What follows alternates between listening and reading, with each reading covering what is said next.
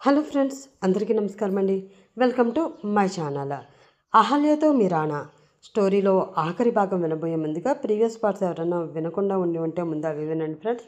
అలాగే first time నా channel చూస్తున్న వాళ్ళు ప్లీజ్ లైక్ చేసి, షేర్ చేసి, సబ్స్క్రైబ్ చేసుకుని మీ సపోర్ట్ నాకు అందించండి. ఇంకా లేట్ చేయకుండా ఈరోజు ఈ ఎపిసోడ్లోకి వెళ్ళిపోదాం.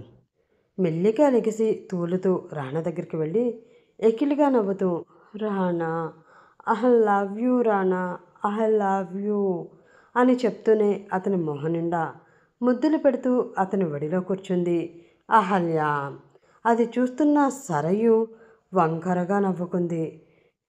ఇంకొంచెం సేపట్లో దీని పరువు, బ్రతుకు అందరిలోనూ నవ్వుల పాలు కాబోతుంది. ఇంకా ఇది రాణా జీవితంలో ఉండడం అన్నది అసాధ్యం అని అంటూ తన పక్కన ఉన్న ఫ్రెండ్ని అక్కడ జరిగేదంతా వీడియో తీయమని చెప్పింది సరయు.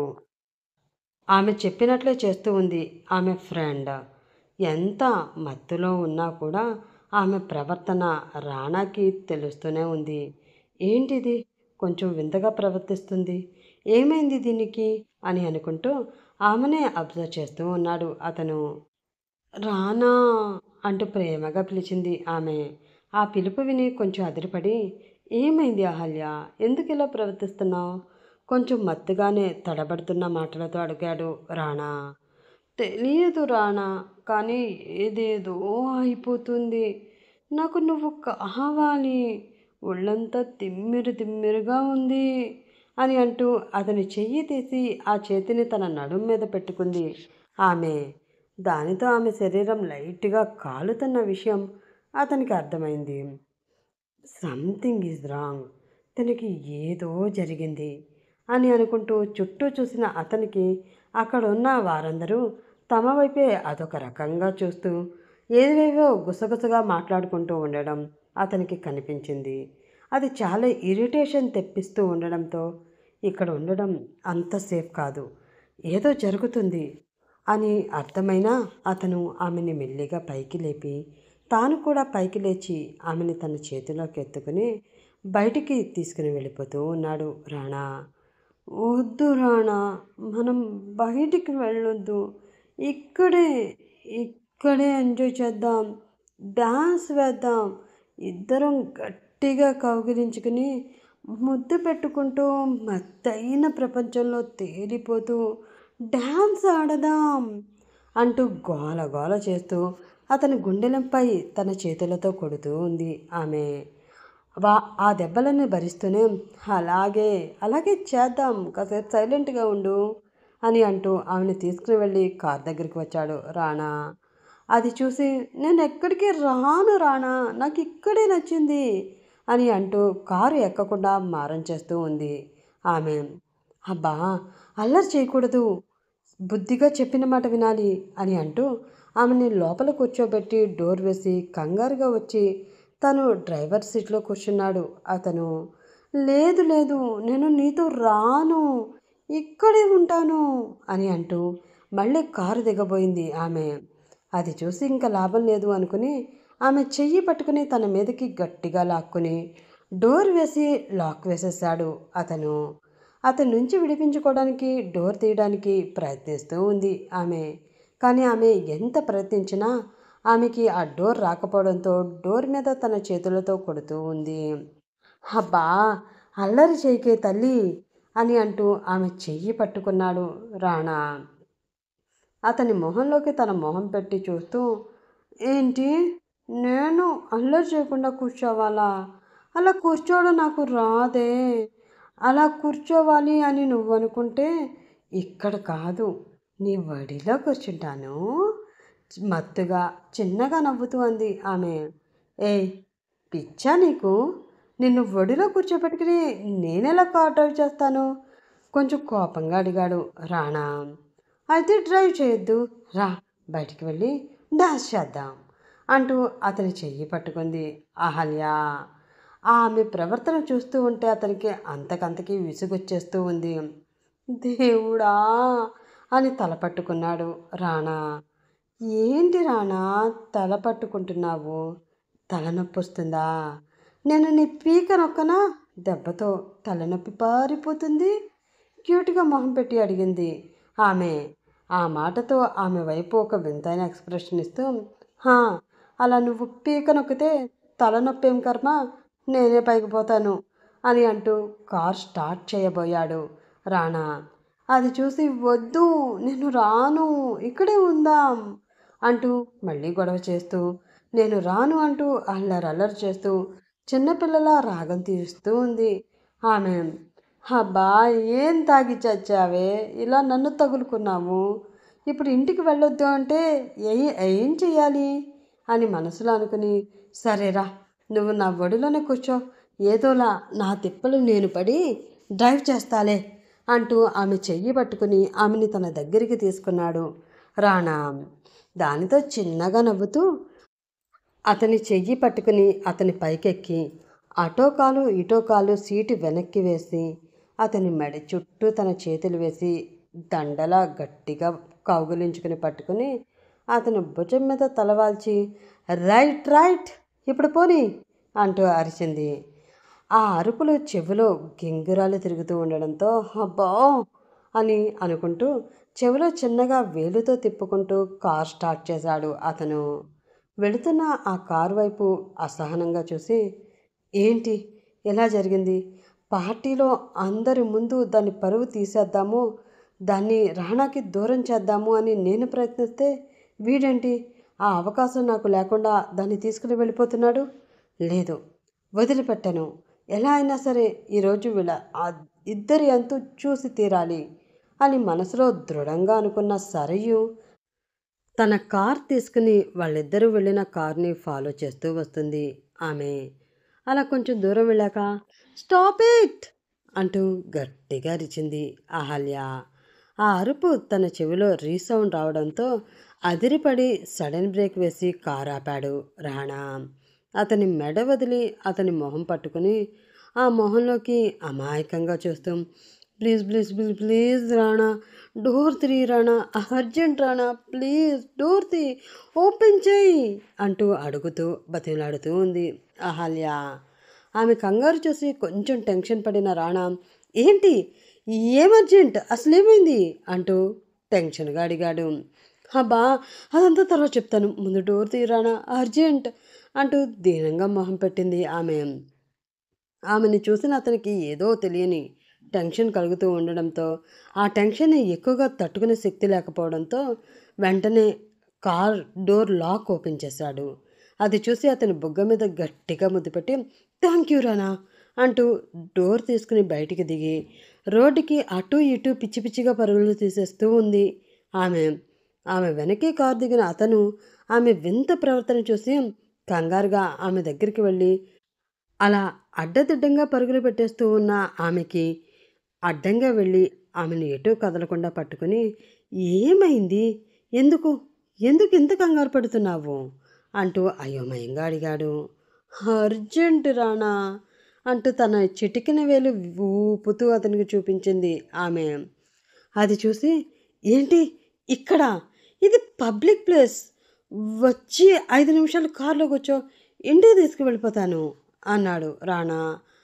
బా, కారులోనా, చీ, వాష్రూమ్కి కారులో వెళితే బాగోదు రాణా, వాసన వస్తుంది, నేను ఇక్కడే వెళ్తా తన ముక్కు మూసుకుని క్యూట్గా అతనికి చెప్తూనే అలా గొడవ చేస్తూ ఉంది ఆమె.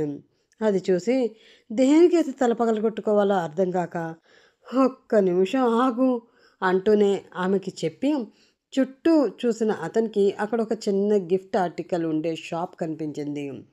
ఇలాంటి షాప్లో వాష్రూమ్స్ ఉంటాయి కదా అని మనసులో అనుకుని, రా నాతో అని ఆమెను తీసుకువెళ్ళి ఆ షాపుని పరీక్షగా చూస్తూ ఉన్నాడు అతను. అతని మొహంలోకి మొహం పెట్టి పరీక్షగా చూస్తూ, ఏం చూస్తున్నావు, నీ బిజినెస్లు అన్నీ వదిలేసుకుని రోడ్డు పక్కన ఇలాంటి షాప్ పెట్టుకుంటే ఎలా ఉంటుందా అని చూస్తున్నావా అని క్యూట్గా మొహం పెట్టి అడిగింది ఆమె. ఆ మాటతో ఆమె వైపు ఒక్క చూపు చూసి, నీలాంటి దాన్ని పెళ్లి చేసుకుంటే ఇలాంటి పరిస్థితికి వచ్చేస్తాను అని నాకు ముందే తెలుసు, కానీ అది ఇంత త్వరగా వస్తానని అస్సలు అనుకోలేదు, అందుకే ఆ సాహసం చేసి చచ్చాను, ఇప్పుడు మరో సాహసం చెయ్యవలసి వస్తుంది అని అంటూ ఆమె నడుం పట్టుకుని కొంచెం పైకి లేపి అక్కడ ఒక చిన్న కిటికీ ఉంది కదా, అందులోంచి లోపలికి వెళ్ళిపో, లోపల వాష్రూమ్స్ ఉంటాయి అంటూ చెప్పాడు అతను. అది విన్న అహల్య గట్టిగా అతని చేతి మీద తన గోళ్లతో గిచ్చేసింది. దానితో నొప్పి రావడంతో అమ్మా అంటూ ఆమెను కిందకి దింపి రక్తం కారిపోతూ ఉన్న తన చేతిని చూసుకుని, ఆడవాళ్ళ గోళ్ళల్లో విషం ఉంటుంది అని తెలుసు కానీ మరీ అది ఈ లెవెల్లో ఉంటుందని తెలియదే, దెబ్బకి రక్తం వచ్చేసిందే రక్త పిశాచి అని ఆమెను తిడుతూ తన చేతి మీద ఉఫ్ఫు ఉఫ్ఫు అని ఊదుకుంటూ ఆమెను కోపంగా చూశాడు రాణా. అతని వైపు అంతే సీరియస్గా చూస్తూ, ఎందుకు అలా తిడతావు? అంత చిన్న కిటికీలోంచి నన్ను వెళ్ళిపోమంటున్నావు? నేను వెళ్తాను, మరి నువ్వు ఎలా లోపలికి వస్తావు అంటూ కోపంగా అడిగింది అహల్య. ఏంటి, నేను కూడా లోపలికి రావాలా? కొంచెం భయంగా అయోమయంగా అడిగాడు రాణా. మరి రావా? అసలే చిన్న పిల్లని కదా, అక్కడ నేను తప్పిపోతే బొంగమ్మత పెట్టుకుని అడిగింది అహల్య. దరిద్రం వదిలిపోయిందని ఒక దండం పెడతాను చిన్నగా గొనిగాడు రాణా. ఏంటి మళ్ళీ అను అంటూ గట్టిగా అరిచింది అహల్య. బా ఏమీ లేదు తల్లి, ముందు నువ్వు వెళ్ళు, ఆ తర్వాత నా తిప్పలేవో నేను పడి నేను లోపలికి వచ్చి చేస్తాను కదా అని అతను విసుక్కోవడంతో, సరే అయితే నువ్వు వస్తాను అని చెప్పావు కాబట్టి నేను వెళ్తాను, ఎత్తుకో అంటూ తన 2 చేతులు పైకి చాచి నిలబడింది ఆమె. అది చూసి అసహనంగా ఫీల్ అవుతూ, దేవుడా, లహరి స్టోరీ రాయడం ఏమో కానీ నాకు మాత్రం వెయిట్ లిఫ్టింగ్లు ఎక్కువైపోయాయి, నడుం పట్టేస్తుందిరా బాబు అని నన్ను తిట్టుకుంటూ ఆమెను ఎత్తుకుని ఏదోలా కిటికీలోంచి బయట నుంచి లోపలికి తోసి తాను కూడా కష్టపడి లోపలికి వెళ్ళాడు రాణా. వాళ్ళనే ఫాలో అవుతున్న సరియు ఆ షాప్ దగ్గరికి వచ్చి కొంచెం ఎత్తుగా ఉన్న ఆ కిటికీని చూసి వాళ్ళు బాగానే వెళ్ళిపోయారు, కానీ ఇందులోంచి నేను ఎలా వెళ్ళాలి అని అనుకుంటూ పైకి ఎగురుతూ ఆ షాప్ లోపల ఏం జరుగుతుందో, వాళ్ళు ఏం చేస్తున్నారో చూసే ప్రయత్నం చేస్తూ ఉంది ఆమె. అప్పుడే ఆమెకి చిన్నగా గుర్రమంటూ ఒక సౌండ్ వినిపించింది.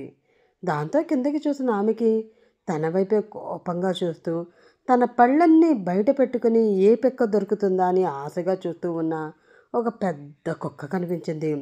బేసిక్గానే కుక్కలంటే చాలా భయం ఉన్న సరియు అంత పెద్దగా ఉన్న కుక్కని చూసి ఒక్కసారిగా అదిరిపడింది. అది, నేను దొంగని కాదు, లోపలికి వెళ్ళారు కదా ఇద్దరు, వాళ్ళ ఫ్రెండ్ని, వాళ్ళకి ఏమైనా హెల్ప్ కావాలేమో అని ఇలా కిటికీ నుంచి పైకి చూస్తున్నాను తప్ప నాకు వేరే ఉద్దేశం ఏమీ లేదు, నా మీద కోపం తెచ్చుకోకు అంటూ ఆ కుక్కని బుజ్జగించడానికి ముందు ప్రయత్నం చేసింది సరియు. కానీ ఆ కుక్కకి ఆమె మాట నచ్చలేదో లేక ఆమె మొహం నచ్చలేదో తెలియదు కానీ గట్టిగా ఒక్క మురుగు మురుగుతూ ఆమె పిక్క పట్టుకోవడానికి ముందుకి దూకింది ఆ కుక్క. దాంతో జరగబోయే ప్రమాదాన్ని ముందుగానే గ్రహించిన సరియు రాణా అహల్య విషయం మర్చిపోయి అక్కడి నుంచి తన ప్రాణాలని కాపాడుకోవడం కోసం పరుగందుకుంది ఆమె. ఆ పరుగులో తన ఫోన్ కింద పడిపోయినా కూడా ఆమె పెద్దగా ఏమీ పట్టించుకోలేదు. అలా అహల్యని లోపలికి తీసుకువెళ్ళిన రాణా ఆమె వాష్రూమ్కి వెళుతూ ఉండడంతో ఆ రూమ్ బయట నిలబడి గోర్ఖా జాబ్ చేస్తూ ఉన్నాడు. ఒక 10 నిమిషాలు గడిచింది, అయినా ఆమె బయటికి రాలేదు. మరో 5 నిమిషాలు గడిచింది, అయినా కూడా రాకపోవడంతో, ఇంకా ఎంతసేపు నుంచుని నుంచుని కాళ్ళు పీకేస్తున్నాయి అంటూ అసహనంగా అరిచాడు అతను. అబ్బా వచ్చేస్తాను, ఇది ఓపెన్ అవ్వడం లేదు, మరి నన్నేం చేయమంటావు లోపల నుంచి అంతే క్యూట్గా అరిచింది అహల్య. ఓపెన్ అవ్వడం లేదా అని 2 నిమిషాలు ఆలోచించిన అతనికి ఏదో అనుమానం రావడంతో, ఇంతకీ ఏం ఓపెన్ అవ్వడం లేదు పాప, లోపల ఏం కనకర్యాలు చేస్తున్నావు అంటూ అనుమానంగా అడిగాడు అతను. నేను ఏమి ఘనకార్యాలను చేయడం లేదు బాబు, ఇక్కడ షవర్ ఓపెన్ అవ్వడం లేదు అంటూ చెప్పింది ఆమె. ఏంటి, షవరా? ఇప్పుడు దాంతో పనేంటి నీకు అసహనంగా అడిగాడు రాణా. ఒళ్ళంతా వేడిగా ఉంది రాణా, నేను స్నానం చేయాలి, నాకు షవర్ కావాలి, పైనుంచి నీళ్లు పడుతూ ఉంటే నేను వానాట ఆడుకోవాలి గారంగా అరిచింది ఆమె. బాబోయ్! ఈరోజు ఇది నాతో ఆడేసుకుంటుంది అని అనుకుంటూ, నీకు స్నానం చెయ్యాలి అనుకుంటే ఇంటికి తీసుకువెళ్తాను. అక్కడ వాష్రూమ్‌లో రేపు మార్నింగ్ వరకు కూర్చుని నీకు నచ్చినంతసేపు స్నానం చేయొచ్చు. ఏ ఆట కావాలి అంటే ఆ ఆట ఆడుకోవచ్చు. ఇప్పుడు బయటికి రావే, నీకు దండం పెడతాను. ఎవరికైనా అనుమానం వచ్చి ఈ షాపు ఓపెన్ చేశారు అంటే ఇద్దరు తోడు దొంగల్లా జైల్లో కూర్చోవాలి అంటూ తల బాదుకున్నాడు రాణా. కూర్చుంటే నువ్వు కూర్చో, నేను మాత్రం స్నానం చేసే వరకు బయటికి రాను రాణా అంటూ చెప్పింది ఆమె. నువ్వు ఎలా రావో నేను చూస్తాను అని అంటూ పళ్ళు కొరుకుతూ ఆ డోర్ తీయడానికి విశ్వ ప్రయత్నాలు చేస్తూ ఉన్నాడు అతను. కానీ అది ఓపెన్ కాలేదు. అబ్బా, లోపల లాక్ వేసుకున్నట్లుంది ఈ తింగర మొహంది. ఇప్పుడు ఎలా అని అతను ఆ లాక్ తీయడానికి శత విధాల ప్రయత్నిస్తూ ఉండగా, ప్లీజ్ ప్లీజ్ ప్లీజ్ రావే, నా అమ్మ కదూ, నా బుజ్జి కదూ, నువ్వు ఇలా నీళ్లు నా మీద చిమ్మితే నేను అలా గిరగిరా తిరుగుతూ వర్షం ఆట ఆడుకుంటూ స్నానం చేసేస్తానంట అంటూ షవర్ని బతిమలాడుతూ ఉన్న అహల్య మాటలు అతనికి లీలగా వినిపించాయి.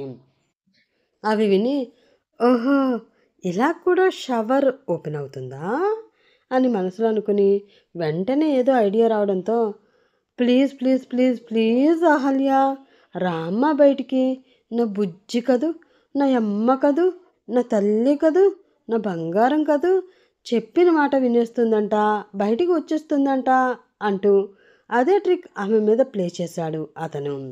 ఆ మాటలు విని, వస్తున్నా వస్తున్నా వస్తున్నా, కానీ నేను బయటికి వస్తే నువ్వు ఏమిస్తావు అంటూ అడిగింది అహల్య. హా, నెత్తి మీద రెండిస్తాను అని మనసులో అనుకుని, నా ప్రాణమైనా ఇచ్చేస్తాను, రావే, ఫుట్బాల్ ఆడుకుందువు కానీ దానితో కోపంగా అన్నాడు అతను. ఛీ, నీ ప్రాణం నాకేమో వద్దు, కానీ నాకు ఒక బొమ్మ కావాలి, నేను దానితో ఆడుకోవాలి అంది ఆమె. ఏ, నాతో ఆడుకుంటున్నావే, ఇది సరిపోలేదా పాప నీకు? మళ్ళీ కొత్తగా బొమ్మ ఎందుకమ్మా అడిగాడు అతను. నువ్వు బోర్ కొట్టేశావు, అయినా నువ్వు చెప్పిన మాట ఏమీ వినడం లేదు. నాకు నా మాటే వినే నా బొమ్మ కావాలి, నేను చెప్పినట్లే వినాలి, నేను చేయమన్నదే చెయ్యాలి అంది ఆమె. అబ్బా, ఇంత మత్తులో కూడా తమరి యాటిట్యూడ్ని ఏమాత్రం వదిలిపెట్టరే అని అంటూ చుట్టూ చూసిన అతనికి షోకేష్లో ఉన్న ఒక టెడ్డీ బేర్ బొమ్మ కనిపించింది. అది చూసి, అమ్మయ్య, ఈ షాపు ఓనర్కి గుడి కట్టించినా తప్పులేదు అని మనసులో అనుకుని రిలాక్స్డ్గా ఫీల్ అవుతూ, బొమ్మ రెడీ పాప, నువ్వు వచ్చేయి, త్వరగా ఇది తీసుకుంటే మనం ఇంటికి వెళ్ళిపోదాం అంటూ చెప్పాడు రాణా. అయితే సరే, వస్తున్నా అని ఆ డోర్ తీసుకుని పరిగెత్తుకుంటూ బయటకు వచ్చిన ఆమెకి చేతిలో బొమ్మ పట్టుకుని చాలా క్యూట్గా కనిపించాడు రాణా. దానితో అతని దగ్గరికి వెళ్ళి అబ్బురంగా అతన్ని చూస్తూ అతని బొగ్గలు రెండూ పట్టుకుని సాగదీస్తూ, అబ్బా, బొమ్మ ఎంత బాగుందో, ముద్దొచ్చేస్తుంది అని అంటూ అతని మెడ చుట్టూ చేతులు దండలా వేసి మొహం మీద ముద్దులు పెడుతూ ఉంది అహల్య. నీ పిచ్చి చూస్తూ ఉంటే నువ్వు ఎన్ని ముద్దులు పెట్టినా నాకు మూడొచ్చేటట్లు లేదే అని మనసులో అనుకుని అక్కడ ఉన్న టేబుల్పై కొన్ని డబ్బులు పెట్టి అక్కడ ఉన్న మరో మంచి టెడ్డీ బేర్ తీసుకుని అది అహల్య చేతిలో పెట్టి ఆమెని అమాంతం ఎత్తుకుని అక్కడి నుంచి బయటికి తీసుకుని వెళుతూ ఉన్నాడు రాణా. అతను టెడ్డీ బేర్ ఇవ్వడంతో దాంతో ఆడుకుంటూ మారం చేయకుండా గొడవ చేయకుండా సైలెంట్గా ఉంది అహల్య. ఈసారి వాళ్ళు వచ్చిన కిటికీ నుంచి కాకుండా ఆ షాప్కి బ్యాక్ సైడ్ ఉన్న డోర్ ఓపెన్ చేసుకుని అటువైపుగా ఆమెని బయటికి తీసుకొచ్చి కార్ డోర్ ఓపెన్ చేసి ఆమెని ఆ కారులో కూర్చోబెట్టి తను కూడా కూర్చుని కార్ స్టార్ట్ చేశాడు రాణా. అప్పటికే బాగా అతనితో ఆడుకుని ఆడుకుని అలిసిపోయి ఉండడంతో మత్తుగా అనిపించి మెల్లిగా తనకి తెలియకుండానే నిద్రలోకి జారుకుంది అహల్య ఒక అరగంట తర్వాత ఇంటి ముందు ఆగింది రాణా కార్. ఒకసారి ఆమె వైపు చూసి, ప్రతిరోజు నిన్ను ఇలా మోసుకుంటూ ఇంట్లోకి తీసుకువెళుతూనే ఉన్నాను. ఇలానే ఇంకా కొన్ని రోజులు కంటిన్యూ అయితే ఆ తర్వాత నన్ను మోసుకుని నువ్వు ఇంటి లోపలికి తీసుకువెళ్ళవలసిన పరిస్థితి వస్తుందేమో అని భయం వేస్తుంది అని మనసులో అనుకుంటూ విరక్తిగా పెదవి విరిచి కార్ దిగి ఆ పక్కకి వచ్చి డోర్ తీసుకుని ఆమెని చేతుల్లోకి ఎత్తుకుని లోపలికి తీసుకువెళుతూ ఉన్నాడు రాణా. కాలింగ్ బెల్ సౌండ్ వినిపించగానే వచ్చి డోర్ ఓపెన్ చేసిన ప్రభావతికి కూడా అది ఎప్పుడూ కనిపించే దృశ్యం అవడంతో ఈసారి ఏమీ పెద్దగా ఆశ్చర్యపోలేదు. రోజు రోజుకి దగ్గరైపోతున్న ఆ భార్యాభర్తల్ని చూసి చిన్నగా నవ్వుకుంది ఆమె. అలా ఆమెని తన బెడ్రూమ్ లోపలికి తీసుకుని వెళ్ళిన రాణా ఆమెని బెడ్ మీద పడుకోబెట్టి హమ్మయ్యా అనుకుంటూ ఒక్కసారి నడుం మీద చేతులు వేసుకుని అటు ఇటు స్ట్రెచ్ చేసుకుని అక్కడి నుంచి వెళుతూ ఉండగా అతని చెయ్యి పట్టుకుంది అహల్య. దానితో ఒక్క క్షణం అదిరిపడిన అతను ఆమె వైపు తిరిగి చూసి, ఏంటి అహల్య, ఏమైనా కావాలా అని గారంగా రాణా అడుగుతూ ఉండగా అతన్ని తన మీదకి లాక్కుంది ఆమె. ఏయ్, ఏం చేస్తున్నావే నువ్వు అని అతను అంటూ ఉండగా అతని పెదవులను తన పెదవులతో లాక్ చేసేసింది అహల్య. ఆ ముద్దు చాలా వేడిగా ఉండడంతో ఏదో అనుమానం వచ్చిన రాణా ఆమె నుదుటి మీద చెయ్యి వేసి చూశాడు. ఆ నుదురు కూడా కొంచెం వేడిగానే ఉంది. ఆమె కళ్ళు బాగా ఎర్రగా మారుతూ తన వైపే కైపుగా చూస్తూ ఉన్నాయి. అది చూసి తనకేదో జరిగింది అని వెంటనే డాక్టర్కి కాల్ చేయాలి అని అనుకున్న అతను ఆమెకి కొంచెం దూరంగా జరగాలని ప్రయత్నం చేస్తూ ఉన్నాడు.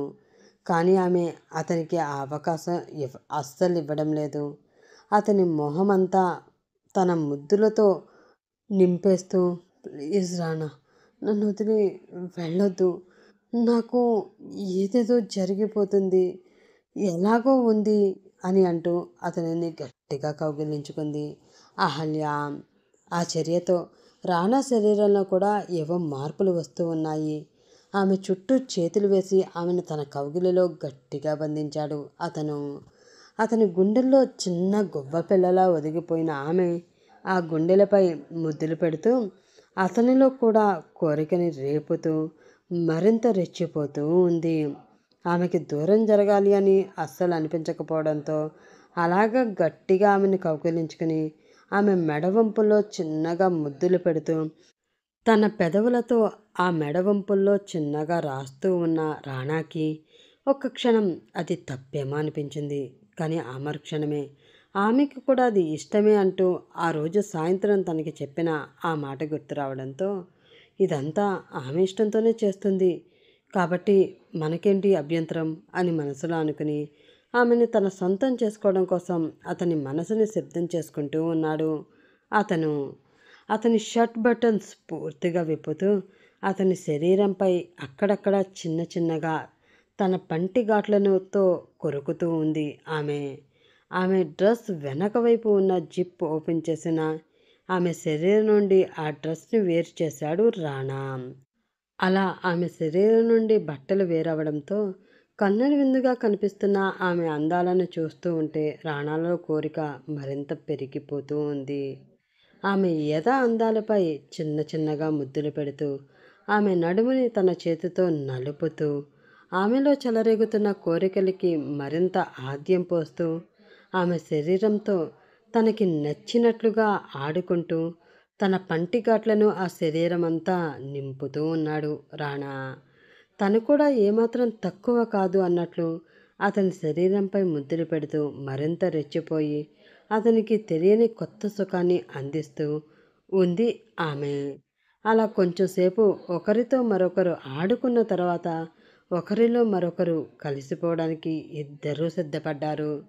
చిన్నగా నొప్పి వస్తున్నా కూడా ఆ నొప్పి చాలా హాయిగా ఉండడంతో అతనిని తనలో పూర్తిగా కలిపేసుకుంది ఆమె. అలసిపోయిన ఆమె మొహం చూసి ఆమె పెదవులపై చిన్నగా ముద్దు పెట్టుకుని, ఈ రోజుతో భార్యాభర్తలుగా మన జీవితం సరికొత్తగా మొదలవుతుంది అహల్య. ఈ జీవితంలో ఎన్ని కష్టాలు వచ్చినా, మరిన్ని నష్టాలు వచ్చినా ఎప్పటికీ నా తోడు నీకుంటుంది.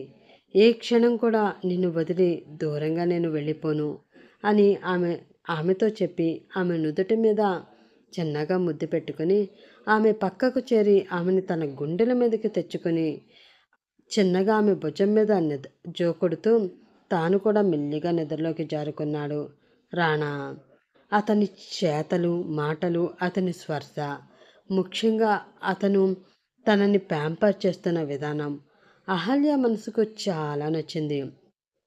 దాంతో ప్రశాంతంగా నవ్వుకొని అలానే అతని గుండెలపై తలవాల్చి హాయిగా నిద్రపోయింది ఆమె.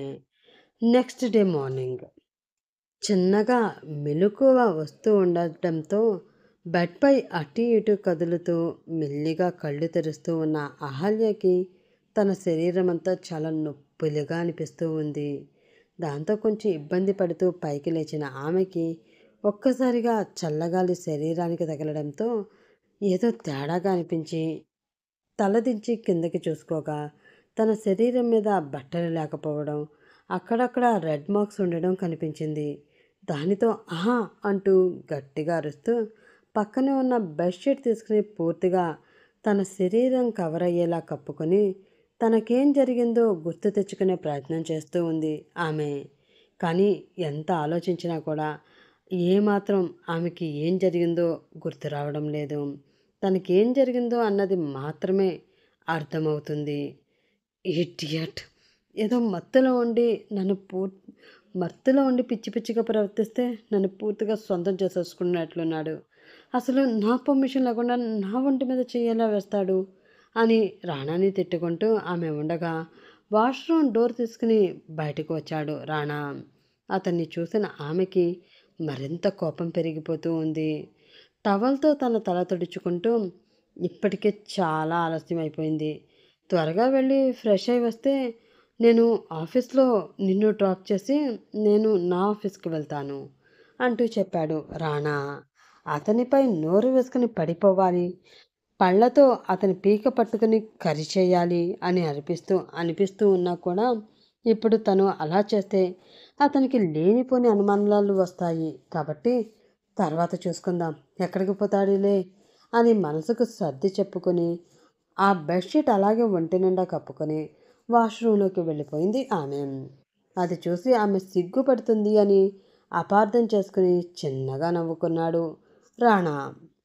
ఫ్రెష్ అయి బ్రేక్ఫాస్ట్ చేసి అతనితో బయటకు వచ్చిన అహల్యకి ఏదో గుర్తు వచ్చినట్లు అనిపించడంతో, ఒక్క నిమిషం రాణా, మార్నింగ్ నుంచి నిరంజన్ని నేను అస్సలు చూడలేదు.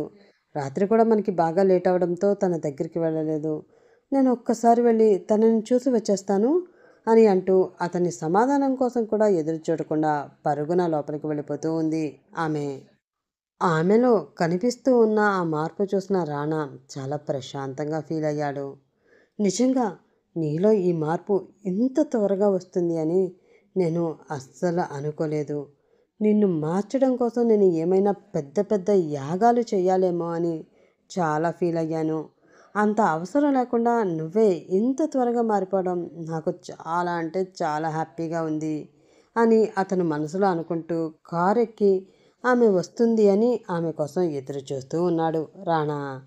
నిరంజన గదిలోకి వచ్చిన అహల్య ఆమె వైపు జాలిగా చూస్తూ, రెస్ట్ ఇన్ పీస్, నీ ఆత్మకి పరలోకంలో ప్రశాంతత దొరకాలి అని నేను మనస్ఫూర్తిగా కోరుకుంటున్నాను. నువ్వు పోయాక నీకోసం 2 నిమిషాలు మౌనం కూడా పాటిస్తాను అని ఆమెకి తల ప్రేమగా నిమురుతూ చిన్నగా చెప్పి అక్కడే కూర్చుని టేబుల్పై ఉన్న ఆమె ట్యాబ్లెట్స్ కింద పడేలా చేసి అవి తీసి పైన పెడుతున్నట్లు నటిస్తూ తన బ్యాగ్లో ఉన్న సేమ్ అలాంటి ట్యాబ్లెట్సే అక్కడ పెట్టి ఆ ట్యాబ్లెట్స్ తన బ్యాగ్లో పెట్టేసుకుంది అహల్య. సీసీ కెమెరాలో అయినా ఆమె కింద పడిన ట్యాబ్లెట్స్ తీసి పైన పెడుతున్నట్లే కనిపిస్తుంది తప్ప కింద పడిన ఆ ఒక్క నిమిషం ఆ ట్యాబ్లెట్స్ మార్చడం కనిపించడం లేదు. తను వచ్చిన పని సక్సెస్ఫుల్గా పూర్తవడంతో ఏమీ తెలియనట్లు రెస్ట్ తీసుకో, ఇంకా కొంతసేపే పైకి పోదువు కానీ అని చిన్నగా చెప్పి అక్కడి నుంచి వచ్చి కారు ఎక్కి ప్రశాంతంగా ఫీల్ అయింది అహల్య. దాంతో నిరంజనని ప్రమాదంలో ఉంచి అహల్యని తీసుకుని అక్కడి నుంచి వెళ్ళిపోయాడు రాణా.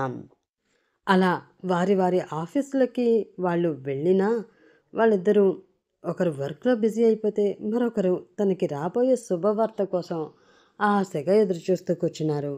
ఒక 2 గంటల తర్వాత అహల్య ఫోన్ రింగ్ అయింది. అది రాణా నుంచి వస్తున్న ఫోన్ కాల్ అవడంతో ఆమె పెదవులు వంకరగా నవ్వుతున్నాయి. ఆ కాల్ లిఫ్ట్ చేసి హలో అని ఆమె అనడంతో అహల్య, ఇట్స్ ఎమర్జెన్సీ, నిరంజనకి చాలా సీరియస్గా ఉంది, నువ్వు వెంటనే హాస్పిటల్కి రా అంటూ ఒక్క ముక్కలో విషయం చెప్పేసి కాల్ కట్ చేసి అక్కడి నుంచి స్టార్ట్ అయ్యాడు రాణా. అతని నోటి నుండి వినిపించిన ఆ మాట విన్న అహల్య చాలా ప్రశాంతంగా ఫీల్ అవుతూ, దానికి సీరియస్గా ఉంటే నేను రావాల్సింది హాస్పిటల్కి కాదురా, దాని అంతిమ యాత్రకి. కానీ నాకు ఇలాంటివంటే పెద్దగా పడదు. కాబట్టి నీకు నీ నిరంజనకి ఒక దండం, గుడ్ బై ఫర్ ఎవర్ అని మనసులో అనుకుని తన బ్యాగ్ తీసుకుని ఆఫీస్ బయటికి వచ్చిన ఆమె ముందు ఒక లగ్జరియస్ కారు వచ్చి ఆగింది. ఆ కారు ఎక్కి అక్కడి నుంచి వెళ్ళిపోతూ ఉంది అహల్య. అలా వెళుతున్న ఆమె మనసు కొంచెం బాధగా మూలిగినా కూడా అది పెద్దగా పట్టించుకోలేదు ఆమె. కంగారుగా హాస్పిటల్కి వచ్చిన రాణాకి ఐసీయూ రూమ్లో ట్రీట్మెంట్ తీసుకుంటూ కనిపించింది నిరంజన. ఏం జరిగింది అని అక్కడ ఉన్న ప్రభావతిని చాలా కోపంగా అతను అడగడంతో, ఏమో తెలీదు సార్, రోజులాగానే ఈరోజు కూడా మేడంకి ట్యాబ్లెట్స్ వేశాను. అవి వేసిన వెంటనే ఆమె నోటి నుండి నురగలు వస్తూ ఊపిరి తీసుకోవడానికి ఆమె చాలా కష్టపడ్డారు. దానితో నాకు చాలా భయం వేసి వెంటనే హాస్పిటల్కి తీసుకువచ్చేశాను అని ఆమె చెప్తూ ఉండగా ఆ రూమ్ నుండి బయటికి వచ్చాడు డాక్టర్. దానితో కంగారుగా అతని దగ్గరికి వెళ్ళి, ఏం జరిగింది డాక్టర్, ఇప్పుడు తనకి ఎలా ఉంది, ప్రమాదం ఏమీ లేదు కదా అని కంగారుగా అతన్ని అడిగాడు రాణా. ఆ మాటతో అతని వైపు దీర్ఘంగా ఒక చూపు చూసి, నిజం చెప్పాలి అంటే ఆమె ఒక పెద్ద ప్రమాదం నుండి బయటపడిందనే చెప్పుకోవచ్చు. సమయానికి తీసుకువచ్చారు కాబట్టి ఇప్పుడు ఎలాంటి ప్రమాదం జరగకోకుండా కాపాడుకోగలిగాము. అయినా ట్యాబ్లెట్స్ వేసే ముందు అవి ఇంకా డేట్ ఉన్న ట్యాబ్లెట్సో లేక డేట్ అయిపోయిన ట్యాబ్లెట్సో చూసుకునే పని లేదా? అందరూ చదువుకునే వాళ్ళే కదా అంటూ కొంచెం సీరియస్గా అడిగాడు డాక్టర్. ఆ మాటతో కొంచెం అయోమయంగా అతని వైపు చూస్తూ, లేదు డాక్టర్, ఆ ట్యాబ్లెట్స్ నేను చెక్ చేశాను, అవి ఎక్స్పైర్ అయిన ట్యాబ్లెట్స్ అస్సలు కాదు, నేను ప్రతిసారి చెక్ చేసే తనకి ట్యాబ్లెట్స్ ఇస్తూ ఉంటాను అంటూ చాలా కాన్ఫిడెంట్గా చెప్పాడు రాణా. దాంతో ఒక నిమిషం ఆలోచించి, మీరు ఏం చేశారో తెలియదు కానీ ఆ ట్యాబ్లెట్స్ మాత్రం పాయిజన్ ట్యాబ్లెట్స్, మేబీ ట్యాబ్లెట్స్ ఏమైనా మారిపోయి ఉండొచ్చు, ఒకసారి చెక్ చేసుకోండి. అలానే మరో విషయం ఏమిటి అంటే నిరంజన గారు ఇప్పుడు స్పృహలోకి వచ్చారు. ప్రజెంట్ ఇంజెక్షన్ చేయడంతో నిద్రపోతున్నారు. మరొక 1-2 గంటల్లో పూర్తి స్పృహలోకి వస్తారు. ఆ ట్యాబ్లెట్స్ ఆమెకి చెడు చేయాలి అని ప్రయోగించినా కూడా మంచే చేశాయి. వాటి వల్లనే ఆమె కోమాలోంచి ఇంత త్వరగా బయటకు వచ్చారు అంటూ ఒక మంచి గుడ్ న్యూస్ చెప్పాడు డాక్టర్. ఆ మాట విన్న రాణా కొంచెం హ్యాపీగా ఫీల్ అయినా ఆ ట్యాబ్లెట్స్ గురించి ఇంకా అతను ఆలోచిస్తూనే ఉన్నాడు. ఎంత ఆలోచించినా కూడా ఆ ట్యాబ్లెట్స్ ఎలా మారాయో అతనికి ఏమీ అర్థం కావడం లేదు. దానితో ఆ విషయం గురించి ఎలాగైనా తెలుసుకోవాలి అని అనుకున్న అతను, ఆంటీ, మీరు దగ్గరుండి నిరంజనని చూసుకుంటూ ఉండండి, ఏ విషయంలోని తేడా రాకూడదు, నేను తన స్పృహలోకి వచ్చే లోపల వచ్చేస్తాను, అలానే అహల్య రాగానే ఒక్కసారి నాకు కాల్ చేయండి అని చెప్పి అక్కడి నుంచి కంగారుగా వెళ్ళిన అతను డైరెక్ట్గా ఇంటికి వెళ్ళి తన రూమ్లో ఉన్న సిస్టమ్ ద్వారా నిరంజన రూమ్లో అసలు ఏం జరిగిందో అని సీసీటీవీ ఫుటేజ్ని చెక్ చేస్తూ ఉన్నాడు. దానితో అహల్య ఆ రూమ్లోకి రావడం, ఆమె బ్యాగ్ తగిలి ట్యాబ్లెట్స్ కింద పడిపోవడం, ఆమె వంగి ఆ ట్యాబ్లెట్స్ తీసి పైన పెట్టడం వరకు కనిపించింది. కానీ ఆమె ట్యాబ్లెట్స్ మార్చిన సంగతి మాత్రం అందులో కనిపించడం లేదు. అదంతా క్లియర్గా అబ్జర్వ్ చేసిన అతనికి ఏదో అనుమానం రావడంతో, ఇక్కడే ఇక్కడే ఏదో జరిగింది అని అనుకుంటూ ఆ సన్నివేశాన్ని బాగా జూమ్ చేసి మరీ చూస్తూ ఉన్నాడు. అలా చేసిన అతనికి ఆ టాబ్లెట్స్పై ఉన్న పేర్లు క్లియర్గా కనిపిస్తున్నాయి. దాంతో అహల్యనే కావాలని టాబ్లెట్ మార్చింది అన్న విషయం అతనికి క్లియర్గా అర్థమైపోయింది. అహల్య, నిన్ను నమ్మి చాలా తప్పు చేశాను. ఇంకా నిన్ను వదిలిపెట్టేది లేదు, చంపేస్తాను అని మనసులో కోపంగా అనుకుంటూ పళ్ళు కొరుకుతూ అక్కడి నుంచి ఆమెకి ఫోన్ చేస్తూనే హాస్పిటల్కి బయలుదేరాడు రాణా. రింగ్ అవుతూ ఉన్న ఫోన్ టేబుల్పై ఉండగా ఆ ఫోన్ వైపు చూస్తూ క్రూరంగా నవ్వుతూ ఉంది అహల్య. ఆ టేబుల్కి చెరోవైపు కూర్చుని ఉన్న జనార్దన్ ఇంకా అహల్య ఒకరి మొహం ఒకరు చూసుకుని తమ ప్లాన్ గ్రాండ్ సక్సెస్ అయినందుకు ఒకసారి షేక్ హ్యాండ్ ఇచ్చుకున్నారు. మొత్తానికి ఎలా అయితేనే ఆ నిరంజన్ని పైకి పంపించేసి ఆ రాణాని పిచ్చివాణ్ణి చేసేసావు. నిజంగా నీ తెలివికి నా జోహార్లు అంటూ ఆమెని పొగిడే కార్యక్రమం పెట్టుకున్నాడు జనార్దన్ వర్మ. అతని వైపు కొంచెం విసుగ్గా చూస్తూ, ఈ పొగడ్తలన్నీ నాకు అంత అవసరం లేదు, కానీ నువ్వు చెప్పిన పని నేను చేశాను. నువ్వు కూడా నీ మాట నిలబెట్టుకుని త్వరగా నన్ను ఆ బంధం నుంచి విముక్తురాలిని చెయ్యి చాలు అంది అహల్య. తప్పకుండా, నీకు విముక్తి కలిగించడానికే కదా నేనున్నది అని వంకరగా నవ్వుతూ రేయ్ అంటూ గట్టిగా పిలిచాడు జనార్దన్ వర్మ. అతని పిలుపు వినిపించుకుని ఒక నలుగురు రౌడీలు వచ్చి అహల్య చుట్టూ చేరి ఆమెని కోపంగా చూస్తూ నిలబడ్డారు.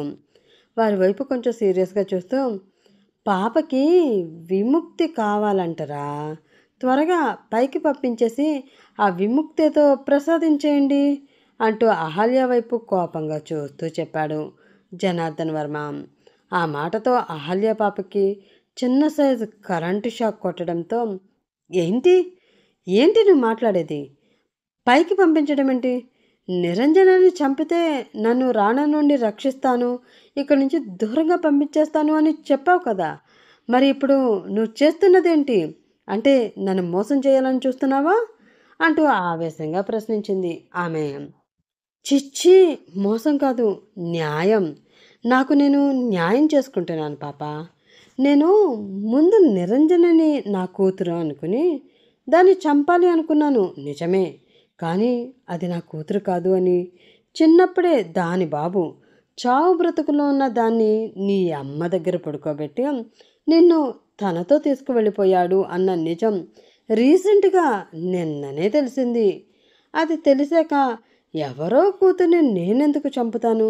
నా కూతురువైనా నిన్నే కదా చంపాలి, అదే కదా రూల్ అంటూ వంకరగా నవ్వుతూ ఆమె వైపు చూశాడు జనార్దన్ వర్మ. ఆ మాటతో మరింత షాక్ అయ్యింది అహల్య. అప్పుడే విశ్వనాథం చెప్పిన కొన్ని మాటలు కూడా ఆమెకు గుర్తు రావడంతో, అంటే నా తండ్రి నువ్వా అంటూ జుబుచ్చకరంగా అతన్ని చూస్తూ అయోమయంగా అడిగింది అహల్య.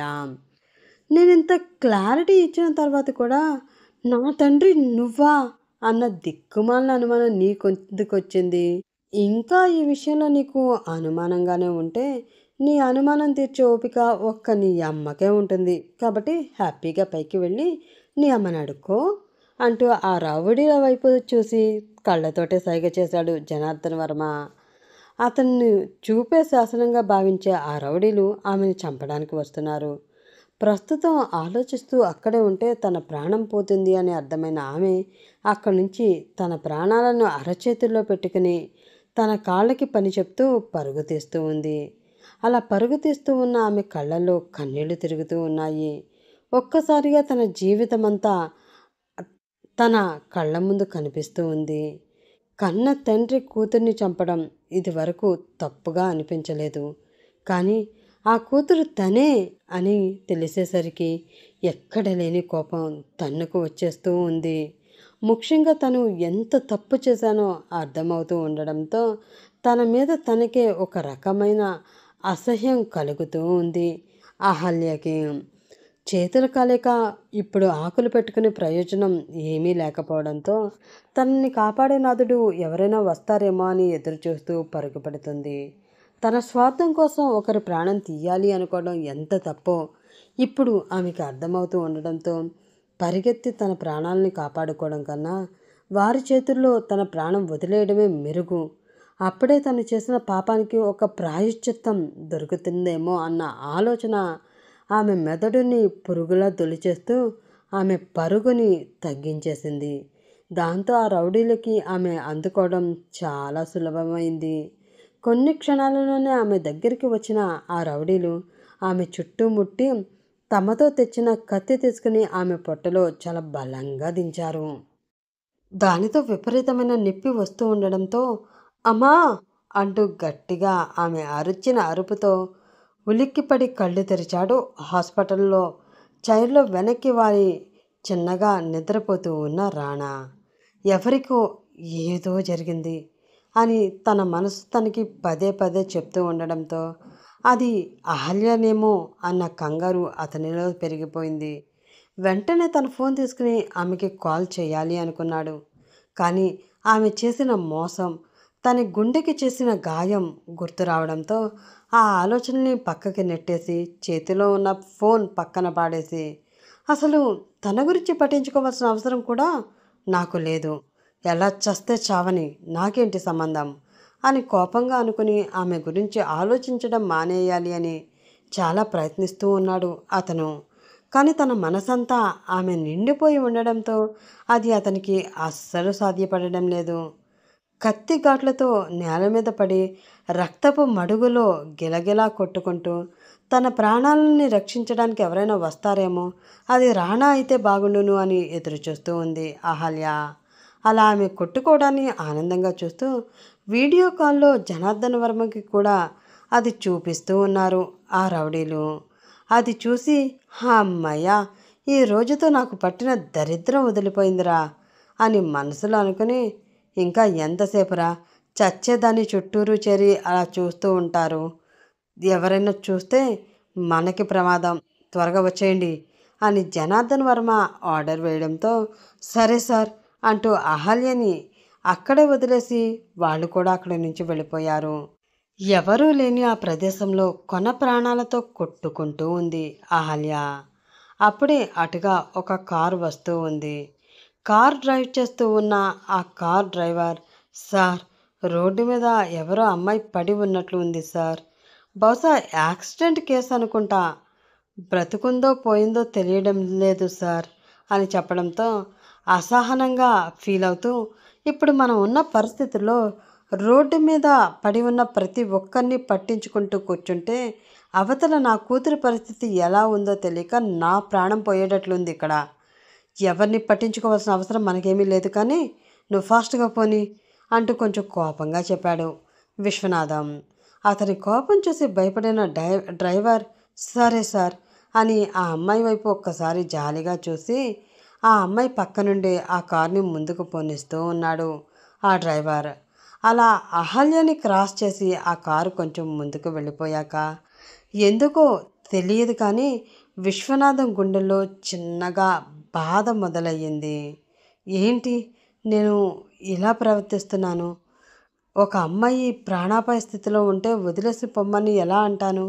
నా కూతురికి బాగానే ఉంది అని తెలిసినా కూడా నేను ఇంత కంగారు పడిపోతున్నాను. తనని చూడాలని పరుగు పెడుతున్నాను కదా. మరి ఆ అమ్మాయి ప్రాణాపాయ స్థితిలో ఉంది అని ఈ విషయం వాళ్ళ తల్లిదండ్రులకు తెలిస్తే నాలాగే బాధపడతారు కదా. ఆ అమ్మాయికి ఏదైనా జరగరానిది జరిగితే ఆ పాపం నాదే అవుతుంది కదా. నేను వెళ్ళేది ఎలాగో హాస్పిటల్కే కదా, తను కూడా నాతో తీసుకుని వెళ్తే తప్పేముంది అని మనసులో అనుకుని డ్రైవర్ కార్ ఆఫు అంటూ ఆర్డర్ వేశాడు విశ్వనాథం. ఆ మాట కోసమే ఎదురు చూస్తూ ఉన్న అతను సడన్ బ్రేక్ వేసి కారు ఆపాడు డ్రైవర్. సరే వెళ్ళి ఆ అమ్మాయికి ఎలా ఉందో ఏంటో చూడు, ఇంకా ప్రాణం ఉంటే హాస్పిటల్కి తీసుకువెళదాం అంటూ చెప్పాడు విశ్వనాథం. ఆ మాటతో ప్రశాంతంగా ఫీల్ అవుతూ సరే సార్ అని కంగారుగా కార్ దిగి ఆ అమ్మాయి దగ్గరికి పరుగుపెట్టిన డ్రైవర్కి తన ఫోన్లో టార్చ్ లైట్ వేసి ఆ అమ్మాయి మొహం చూశాడు. అది అహల్య అని అర్థం అవడంతో సార్ అంటూ గట్టిగా అరిచాడు ఆ డ్రైవర్. ఆ అరుపు విన్న విశ్వనాథం గుండె ఒక్కసారిగా జల్లుమనడంతో కిందకి దిగి ఏమైంది, ఎందుకు అలాగా అరిచి చేస్తున్నావు అంటూ కంగారుగా అడిగాడు అతను. Sir, Ahalya madam sir, Ahalya madam అని అంటూ ఉన్న డ్రైవర్ కళ్ళల్లో కూడా కన్నీళ్లు తిరిగిపోతూ ఉన్నాయి. అహల్య అన్న ఆ పేరు వినగానే విశ్వనాథానికి ముందు భయం వేసింది. తనకి ఏమైందో ఏంటో అన్న కంగారుతో టెన్షన్ వచ్చేయడంతో అతని అడుగులు అస్సలు ముందుకు పడడం లేదు. ఏదో తెలియని దడ అతనిలో మొదలయ్యింది.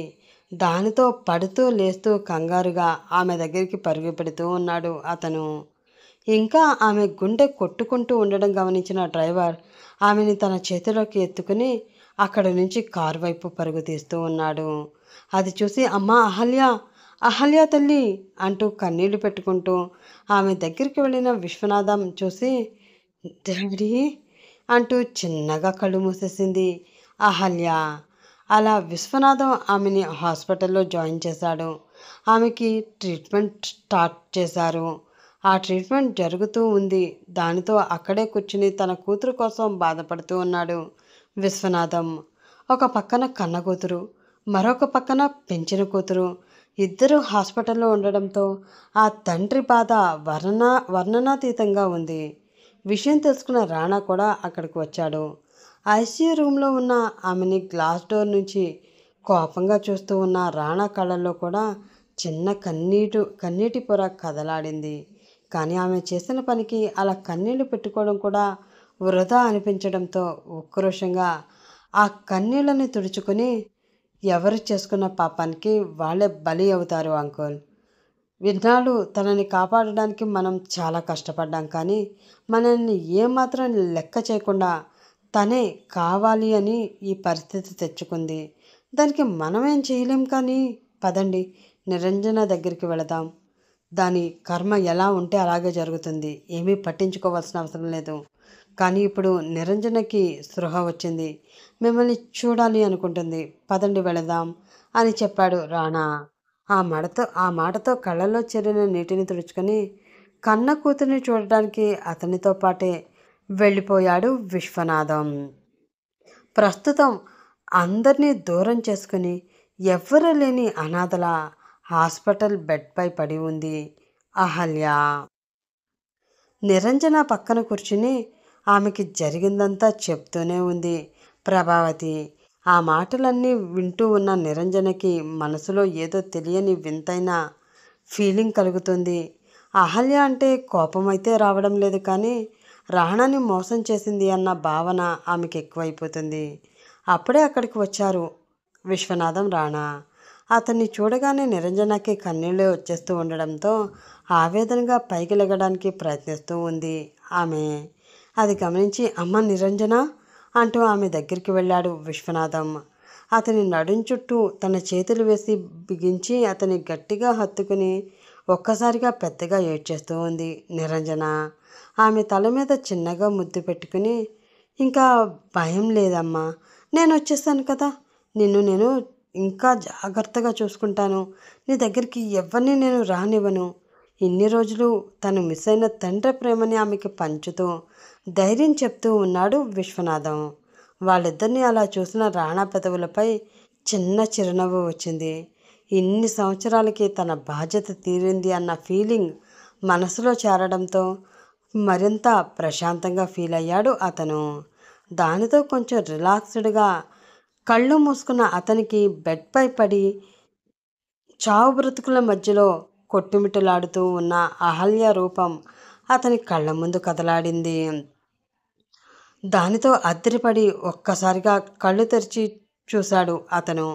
అక్కడెక్కడా అహల్య లేకపోవడంతో వద్దు రాణా, నిన్ను ఇంతగా మోసం చేసిన ఆమె నీకు వద్దు, వదిలేసేయి అని ఎంతగా తన మనసుకి చెప్పుకుంటూ ఉన్నా కూడా ఆ మనసు అస్సలు వినను అని మారం చేస్తుంది. తన ప్రేమని చూడాలి అని గొడవ పెట్టేస్తూ ఉంది. ఇంకా ఆ బాధ భరించలేక ఒక్కో అడుగు ఆమె వైపు వేస్తూ ఉన్నాడు రాణా. ప్రాణంగా ప్రేమించిన అమ్మాయి ఎంత మోసం చేసినా ఆమె మీద ప్రేమ ఒక్కసారిగా పోదు కదా. ప్రస్తుతం రాణా పరిస్థితి కూడా అదే. అతను ఆ ఐసీయూ రూమ్లోకి వచ్చేసరికి డాక్టర్ అహల్యని చెక్ చేస్తూ ఉన్నాడు. ఆమె చిన్నగా కళ్ళు తెరిచి అక్కడ ఉన్నవారిని చూస్తూ ఉంది. రాణా అక్కడికి రావడం ఆమెకి కనిపించడంతో ఆమె కళ్ళల్లో నీళ్లు తిరిగిపోతున్నాయి. రాణా అని చిన్నగా పిలుస్తూ అతన్ని చెయ్యి గట్టిగా పట్టుకుంది ఆమె. చిరాగ్గా ఆ చేతి నుండి తన చేతిని విదిలించుకొని విడిచిపెట్టి, ఇప్పుడు ఎలా ఉంది డాక్టర్ ఈవిడ గారికి అంటూ కొంచెం కోపంగా అడిగాడు రాణా. అవుట్ ఆఫ్ డేంజర్ అంటూ డాక్టర్ చెప్పడంతో విరక్తిగా నవ్వుతూ, ఐ నో డాక్టర్, పాపి చిరాయువు అంటారు కదా, ఇలాంటి పాపాత్ములకి అంత త్వరగా చావు రాదులే. ప్రస్తుతం ఈమెను చూసుకోవడానికి మాకు ఎవ్వరికి వీలు పడదు. మీరే ఒక మంచి నర్స్ని ఏర్పాటు చేసి చూసుకోమని చెప్పండి అని ఆర్డర్ వేసి కనీసం అహల్య వైపు కూడా ఒక్కసారి కూడా చూడకుండా అక్కడి నుంచి వెళ్ళిపోయాడు రాణా. అలా వెళ్ళిపోతూ ఉన్న అతని వైపు దీనంగా చూస్తూ ఉండిపోయింది అహల్య. ఆ తర్వాత మళ్ళీ ఎప్పుడూ అహల్యని చూడడానికి రాణా ఆమె దగ్గరికి వెళ్ళలేదు. అప్పుడప్పుడు విశ్వనాథమే వచ్చి ఆమెను పలకరిస్తూ ఉన్నాడు.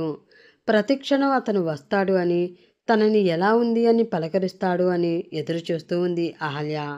కానీ ఆమెకి నిరాశే మిగిలింది తప్ప రాణా ఒక్కసారి కూడా ఆమెను చూడడానికి వెళ్ళలేదు. అలా 10 రోజులు గడిచిపోయింది.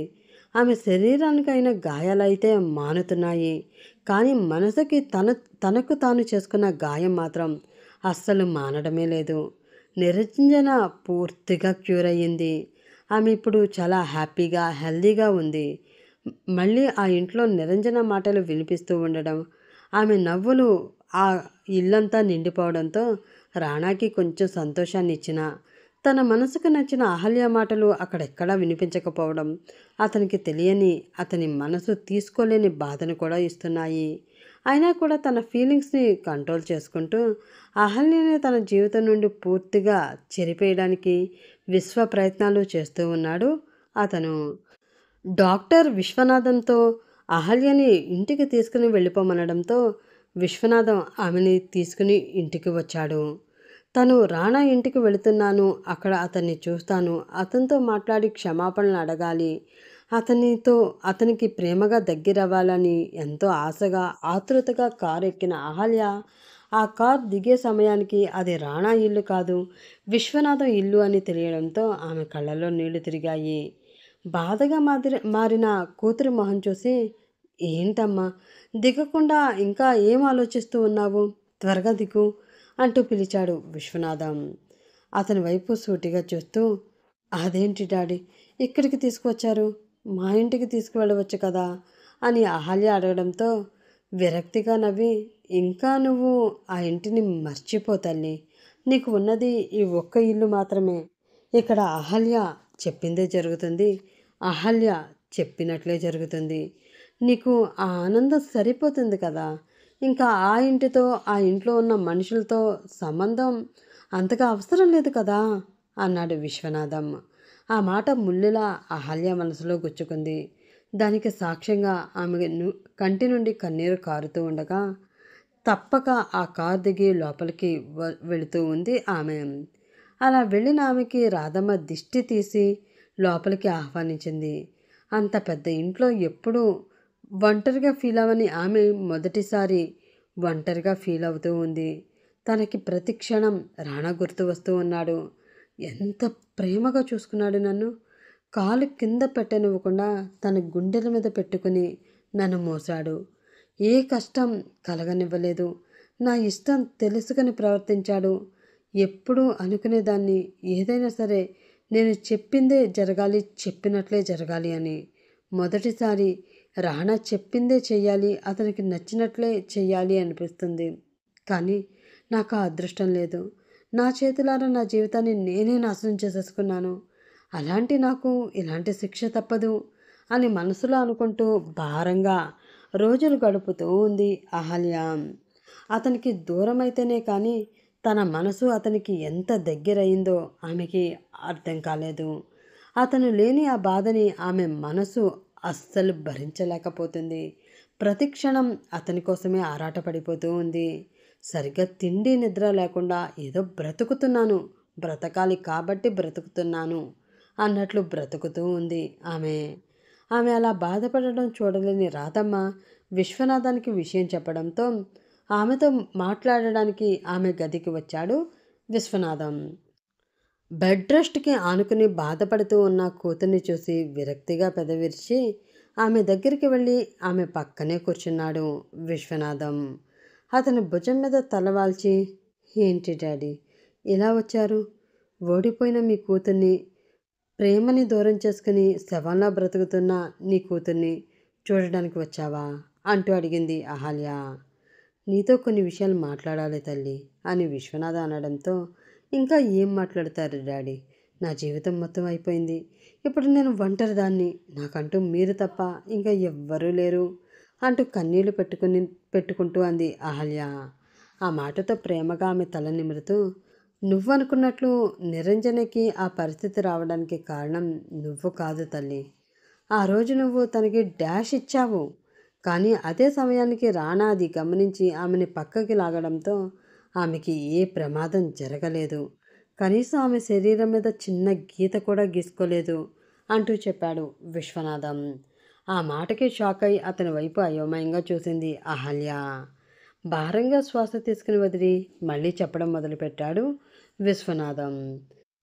ఆ రోజు సాయంత్రం నిరంజన పైన ఒక హత్యా ప్రయత్నం జరిగింది. ఆమెను ఎవరో తెలియని అగాంతులు మేడపై నుంచి కిందకి తోసేశారు. అలా ఆమె పడిపోవడంతో కోమాలోకి వెళ్ళిపోయింది. ఆ విషయం తెలుసుకున్న రాణా ఎంక్వైరీ చేయడం స్టార్ట్ చేశాడు. అలా తను చేసిన ఎంక్వైరీలో తెలిసిన విషయం ఏమిటంటే, ఆ హత్యా ప్రయత్నం చేయించింది జనార్దన్ వర్మ. అది కూడా అతను తన కూతుర్ని చంపడానికి చేయించాడు. వీలునామా ప్రకారం రేపు ఆస్తి మొత్తం తన కూతురి పేరు మీదకి మార్చవలసి ఉంటుంది. అందుకే ముందుగానే ఆమెను చంపాలి అని ప్రయత్నించాడు అని తెలుసుకున్న రాణాకి మరొక విషయం కూడా తెలిసింది. అది ఏంటి అంటే, జనార్దన వర్మ అసలైన కూతురు నిరంజన కాదు, అహల్య అని. అది తెలుసుకున్న అతను వచ్చి నన్ను కలిసి విషయం అంతా చెప్పాడు. నీ ప్రాణానికి ప్రమాదం ఉంది, రక్షించుకోవాల్సిన బాధ్యత నాపై ఉంది అని అతను నాకు చెప్పాడు. కానీ ఈ వయసులో ఆ బాధ్యతని తీసుకుని నిన్ను రక్షించుకోగలనా అన్న భయం నాలో మొదలయ్యింది. అందుకే నేను సహాయం కోసం రాణాన్ని అర్థించాను. ఎలా అయినా నా కూతుర్ని కాపాడమని ప్రాధేయపడ్డాను. దానితో అతను నా ఆస్తులన్నీ పోయినట్లు, నువ్వు తప్పక ఈ పెళ్లి చేసుకుంటున్నట్లు మీ పెళ్లి నాటకమాడి నిన్ను తన భార్యను చేసుకుని ప్రతి క్షణం తన కళ్ళ ముందే నిన్ను ఉంచుకుంటూ నీకు కాపలా కాసి ఈరోజు నిన్ను ప్రాణాలతో నాకు అప్పగించాడు. అలాగే చిన్నప్పుడు తన ప్రాణాలని కాపాడిన తన ప్రాణ స్నేహితురాలు నిరంజన ప్రాణాలను కూడా తను కాపాడుకోగలిగాడు. రాణా మంచివాడు తల్లి.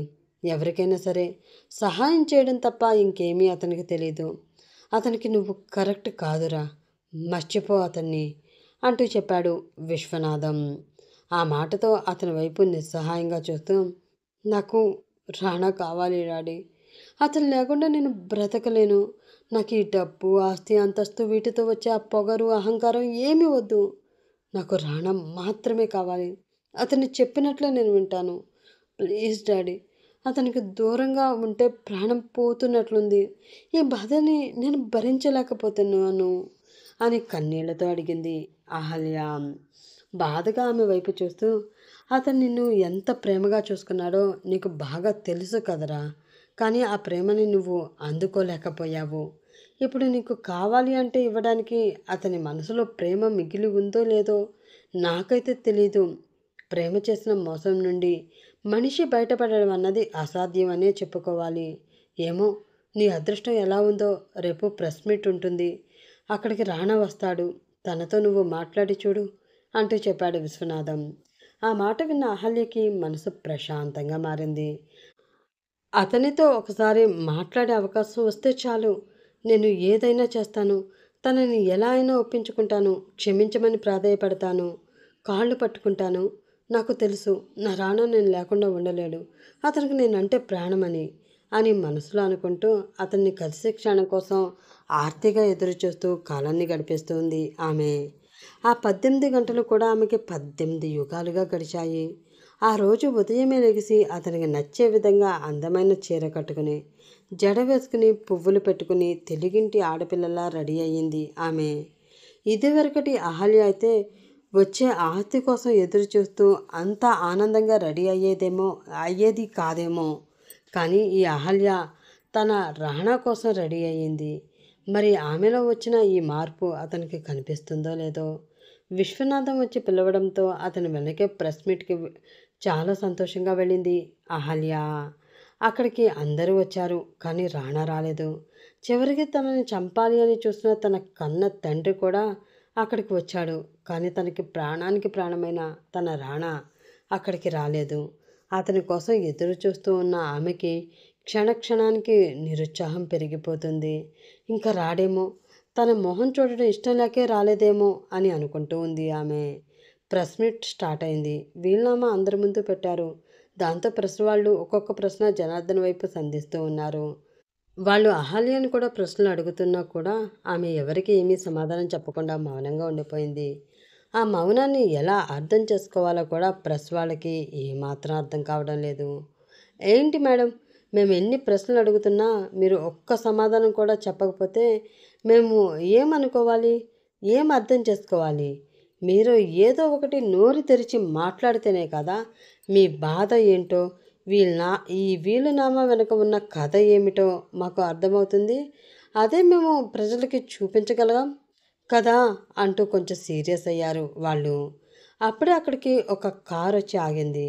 ఆ కారు ఎవరితో బాగా తెలిసిన అహల్య వెంటనే కూర్చున్న చోటు నుంచి అటువైపు వెళ్ళబోయి కార్ దిగిన రాణా వెనక ఉన్న డోర్ ఓపెన్ చేసి తన చెయ్యి ఎవరికో ఇవ్వడం, ఆ చెయ్యి పట్టుకున్న నిరంజన బయటికి రావడం చూసి ఆమె అడుగులు అక్కడితో ఆపేసింది. నిరంజన మెడలో ఉన్న పసుపు తాడు, నల్లపూసలు, ఆమె నుదుటిలో ఉన్న కుంకుమ చూస్తూ ఉంటే ఏదో అనుమానం అహల్య మనసులో చెలరేగిపోతూ ఉంది. ఆమె కళ్ళల్లో ఏదో తెలియని బాధ వలన కన్నీళ్లు కారిపోతున్నాయి. దానితో బొమ్మల అటువైపే చూస్తూ ఉండిపోయింది ఆమె. రాణా చెయ్యి పట్టుకుని నవ్వుతూ కిందకి దిగిన నిరంజన వెనక్కి తిరిగి కార్ మరో సైడ్కి చూడగా ఆ పక్క డోర్ తీసుకుని కిందకి దిగాడు విశ్వాంత్. అతను ఎవరో అహల్యకి ముందు అస్సలు అర్థం కాలేదు. ఒరే ఇడియట్, ఇప్పటి వరకు నీ ఫ్రెండ్ని నువ్వు చాలా జాగ్రత్తగా చూసుకున్నావు, అది చాలురా బాబు. కానీ ఇప్పుడు నేను వచ్చేసాను కదా, నా భార్యని నేను చూసుకుంటాను, నువ్వు వెళ్ళి నీ పని చూసుకో, మా ఇద్దరి మధ్యలోకి రాకురా, నీకు దండం పెడతాను అని అంటూ రాణా చేతిలోని నిరంజన చేతిని తీసుకుని చిన్నగా నవ్వుతూ ఆమెను చూశాడు విశ్వాంత్. అది చూసి రాణా చిన్నగా నవ్వుతూ ప్రశాంతంగా ఊపిరి పీల్చుకున్న అహల్య వెనక్కి వెళ్ళి మైక్ ముందు నిలబడి, అహల్య, ఇది నా పేరు. ఒక నెల వరకు అహల్య విశ్వనాథంగా ఉన్న నేను ఆ తర్వాత అహల్య రాణా కింద మారాను. ఆ మార్పు ఒక పేరును మాత్రమే కాదు, నా జీవితాన్ని మార్చేసింది. ఆస్తి కోసం కన్న కూతుని చంపే అంత దుర్మార్గులు ఉన్నారు అని నాకు తెలియచేసింది. తనకి కావాల్సింది సొంతం చేసుకోవడం కోసం మనిషి ఎంతవరకు దిగజారుతాడో, చివరికి హత్య చేయడానికి కూడా వెనకాడడు అని నా సొంత అనుభవంలో నేను నేర్చుకున్నాను. ముఖ్యంగా ప్రేమ అంటే ఎలా ఉంటుందో తెలుసుకున్నాను. ప్రేమించిన మనిషి కోసం మనం ఎంతవరకు దిగజరగలమో అన్న విషయం కూడా తెలుసుకున్నాను. ప్రేమ అనే పదాన్ని వాడి మోసం చేయడం ఈజీ అని ఒకప్పుడు నేను అనుకునేదాన్ని. కానీ అలా ప్రేమని మోసం చేయడం అంటే మనల్ని మనం మోసం చేసుకోవడం అని నాకు ఇప్పుడే అర్థమైంది. నేను చేసిన ఒక తప్పు వలన ఒకరి ప్రాణం పోయే పరిస్థితి వచ్చింది. ఆ తప్పు వల్లనే నేను ఒకరి ప్రేమకి దూరమయ్యాను. ఇప్పుడు ప్రాణమున్న శవంలా బ్రతుకుతున్నాను. దీని అంతటికీ కారణం ఈ డబ్బు. ఒకప్పుడు కోట్ల ఆస్తి ఉంది అన్న అహంకారంతో మనిషిగా బ్రతకలేకపోయాను. ఆ తర్వాత ఆ డబ్బు కోసం చాలా తప్పుగా ప్రవర్తించి మనిషిగా చచ్చిపోయాను. ప్రస్తుతం నాకు నా భర్తకి భార్యగా బ్రతకాలనుంది, కానీ ఆ జనార్దన్ వర్మ కూతురిగా అతని ఆస్తికి వారసురాలిగా బ్రతకాలని అస్సలు లేదు. నాకు ఏ ఆస్తులు అంతస్తులు వద్దు. వీటి కోసమే అతను నన్ను చంపాలి అని ప్రయత్నం చేశాడు. నాకు చావుని పరిచయం చేశాడు. అలాంటి సమయంలో నాకు తోడుగా ఉన్నది నా భర్త. నాకు అతనుంటే చాలు, ఈ ఆస్తులేమీ అవసరం లేదు. దయచేసి మీ ప్రశ్నలు, ఈ వీలునామా, నా పేరు మీద ఆస్తులు రాయడం అన్నీ ఇక్కడితో ఆపేయండి. తమ శరీర అవసరాల కోసం ఆడవాళ్ళను వాడుకొని వాళ్ళకి పుట్టిన బిడ్డల్ని నాలాగే ఏ చెత్త కుప్పలోనో పడేస్తూ ఉంటారు ఇలాంటి పెద్ద మనుషులు. అలాంటి వాళ్ళందరికీ నా పేరు మీద ఉన్న ఈ ఆస్తులన్నీ రాసిచ్చేస్తున్నాను. మా తాతయ్య గారు నాకు అన్యాయం జరగకూడదని నా పేరు మీద రాసిన ఈ ఆస్తి నాలాంటి మరికొందరికి ఉపయోగపడుతుంది అంటే ఆయన ఖచ్చితంగా సంతోషిస్తారు అని నా నమ్మకం అంటూ చెప్పింది అహల్య. ఆ మాట విన్న అందరూ కూడా బొమ్మలా అలా చూస్తూ ఉండిపోవడంతో ఎవరో చిన్నగా క్లాప్స్ కొడుతున్న శబ్దం అక్కడ ప్రతిధ్వనించింది. దానితో అటువైపు చూసిన అహల్యకి క్లాప్స్ కొడుతూ కనిపించింది నిరంజన. రాణా మాత్రం అసహనంగా ఆమె తన వైపే చూస్తూ ఉన్నాడు. అది చూసిన అహల్యకి బాధగా అనిపించింది. మెల్లిగా అక్కడ ఉన్న వారందరూ కూడా క్లాప్స్ కొడుతూ ఆమెని అభినందించడం మొదలుపెట్టారు. అది చూసిన జనార్దన్ వర్మ మొహంలో నెత్తురు చుక్క లేకుండా పోయింది. కోపంగా అక్కడ నుంచి వెళ్ళిపోతూ ఉన్నాడు. అతను వెళుతున్న అతని వైపు చూసి కార్నర్ స్మైల్ ఇచ్చి, చావును వెతుక్కుంటూ వెళ్ళిపోతున్నావా mister Janardhan? Rest in peace. నీ వల్ల నా అహల్యకి మళ్ళీ ఏ ప్రమాదం రాకూడదు అని మనసులో అనుకున్నాడు రాణా. అప్పుడే ఎవరో వచ్చి అతని గట్టిగా హత్తుకున్నారు. దాంతో అదిరిపడి అటువైపు చూసిన అతనికి ఏడుస్తూ తన గుండెల్లో తలదాచుకుని, I'm sorry Rana, I'm very very sorry. నీకు నా మీద కోపం ఉంటే కొట్టు, తిట్టు లేదా చంపేయి. అంతే తప్ప ఇలా దూరం పెట్టి నన్ను హింసించొద్దు. ఇంకెప్పుడు నీకు బాధ కలిగేలా నేను ఏమీ చేయను. ప్లీజ్ నన్ను దూరం పెట్టొద్దు అని ఏడుస్తూ ఉంది ఆమె. ఎవరికైనా అవకాశం ఒక్కసారే ఇస్తాను. మరొక్కసారి ఆ అవకాశం నీకు ఇచ్చి నేను ఫూల్ అయ్యే ఉద్దేశం నాకు లేదు. అందరూ చూస్తున్నారు, ప్లీజ్ దూరంగా జరుగు అంటూ సీరియస్గా చెప్పాడు రాణా. నేను జరగను, ప్రాణం పోయినా జరగను. నువ్వు నన్ను క్షమించి నీతో నన్ను తీసుకుని వెళ్ళే వరకు నేను పట్టుకుని ఉంటాను మొండిగా చెప్పింది అహల్య. చెప్తున్నది నీకే, దూరంగా వెళ్ళు అంటూ కొంచెం కోపంగా అరిచాడు రాణా. అయ్యో చెప్తున్నాను కదా వెళ్ళను అని, ఎందుకు నా మీద అలా అరుస్తావు?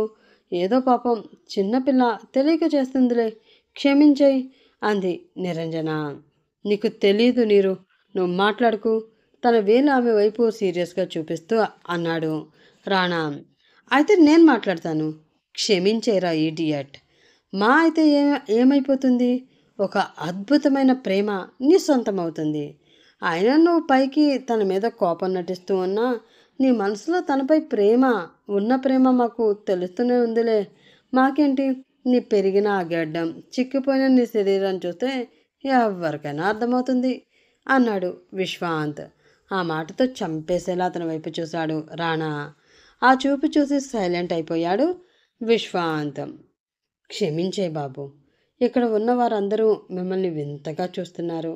మీరు ఇలా మొండి పట్టు పట్టారు అంటే క్షమించమని కౌగిలించుకుని మరీ ప్రాధేయపడుతున్న భార్య, శిక్షించేందుకే సిద్ధపడ్డ మనసులేని భర్త అన్న హెడ్లైన్స్ మీ ఇద్దరూ రేపు పేపర్లో వచ్చేస్తారు. ఎందుకు వచ్చిన రిస్క్ చెప్పండి? తను నిజంగా మారింది బాబు, ఈ ఒక్కసారికి చూడు అంటూ విశ్వనాథం కూడా బతిలాడాడు. కానీ రాణాకి మాత్రం ఆమెను క్షమించాలని అస్సలు లేదు. ఇది చేసిన పనికి అంత ఈజీగా క్షమించేస్తే నా నెత్తి మీదకి ఎక్కి నాట్యం ఆడేస్తుంది.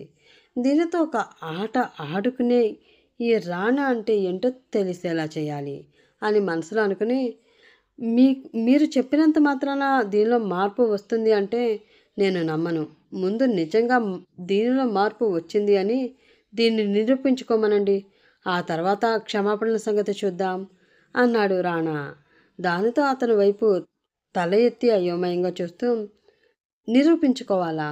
ఎలా నిరూపించుకోవాలి అంటూ అడిగింది అహల్య. ఇంటికి రా చెప్తాను. తన ఒక ఐబ్రో పైకి ఎత్తి కన్నింగా ఆమె వైపు చూస్తూ చెప్పాడు రాణా. అతను ఇంటికి రమ్మని చెప్పడంతో ఎగిరి గంతేసి అతని బొగ్గ మీద గట్టిగా ముద్దు పెట్టి, ఐ లవ్ యూ రాణా అంటూనే అతన్ని ఇంకాస్త గట్టిగా హత్తుకుపోయింది అహల్య. దానితో చిన్నగా నవ్వుతూ ఆమె చుట్టూ తన చేతులను వేసి, నీ వల్ల సఫర్ అయిన నిరంజననే నిన్ను క్షమించేసింది. ఇంకా నీ మీద ప్రాణాలు పెట్టుకున్న నేను క్షమించలేనా? క్షమిస్తాను. కానీ ఆ క్షమాపణకి ముందు నువ్వు చేసిన తప్పుకి శిక్ష కూడా పడాలి కదా. కాబట్టి ఇంటికి వచ్చిన తర్వాత చిన్న చిన్న స్వీట్ పనిష్మెంట్లు తప్పవు మరి అని మనసులో అనుకుని చిన్నగా నవ్వుకున్నాడు రాణా. అలా వారిద్దరి కథ సుఖాంతమైంది. మరొక జంట కథతో మరొక్కసారి కలుసుకుందాం. అప్పటి వరకు bye bye friends. Have a nice day.